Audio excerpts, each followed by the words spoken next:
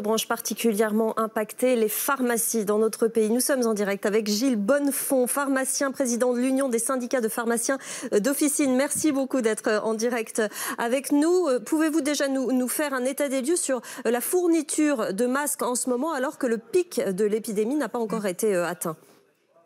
Alors, la fourniture de masques est très tendue actuellement. On va reprendre l'approvisionnement classique avec les grossistes répartiteurs à partir de la semaine prochaine. On va être approvisionné à peu près pour une semaine de stock, et ce stock ne concerne que les professionnels de santé, les médecins, les infirmières, les pharmaciens, les kinés, et uniquement les professionnels de santé. Ce n'est pas pour les patients.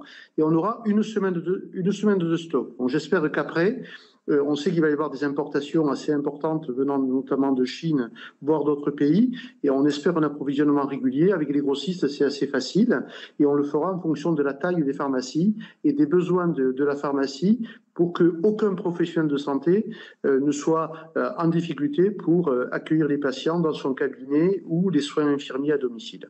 Le choix du distributeur était-il une erreur? On sait que l'État a changé de distributeur en cours de route. Faut-il revenir justement définitivement et totalement à ce réseau de grossistes répartiteurs pour que la distribution se fasse vraiment correctement et surtout très vite?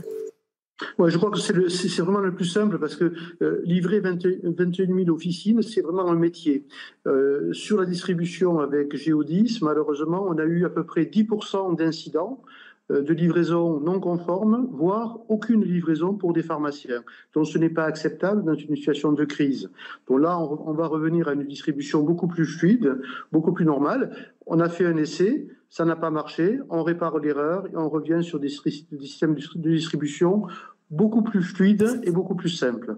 La pharmacie est également au cœur d'un dispositif assez conjugale explose en cette période de confinement. On l'a vu, les victimes vont maintenant pouvoir signaler leur cas de violence conjugale dans les pharmacies.